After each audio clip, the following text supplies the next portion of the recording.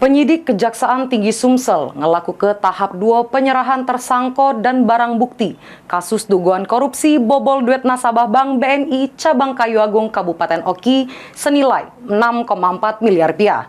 Kejaksa penuntut umum Kejari Oki.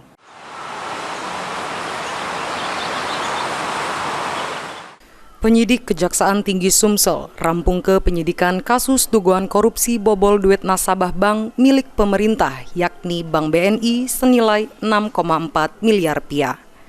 Dari data yang berhasil dihimpun tersangka bernama Andri Triyono yang merupakan mantan pegawai Bank BNI Cabang Kayu Agung. Dengan modus tersangka duplikasi ke nomor HP mobile banking nasabah dan narik duit dari 8 nasabah dari tahun 2022 sampai 2023, sehingga totalnya mencapai 6,4 miliar rupiah. Kasih penerangan hukum Kejaksaan Tinggi Sumsel Fani Yulia Ekasari ngungkap ke, ini pihaknya sudah ngelaku ke tahap 2 penyerahan tersangka dan barang bukti. Ditambah ke Fani penanganan perkara bakal diserah ke Jaksa Penuntut Umum Kejari Ogan Komering Ilir. Sehingga dari JPU Kejari Ogan Komering Ilir bakal ngelimpah ke perkaronyo ke Pengadilan Negeri Palembang guna disidangke.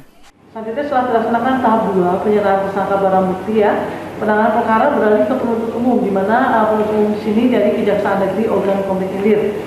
Bahwa untuk tahap penanganan perkara selanjutnya penuntut umum akan melimpahkan perkara tersebut ke Pengadilan Tindak Pidana Korupsi pada Pengadilan Negeri, saya ulangi, kelas 1A Palembang. Begitu ya.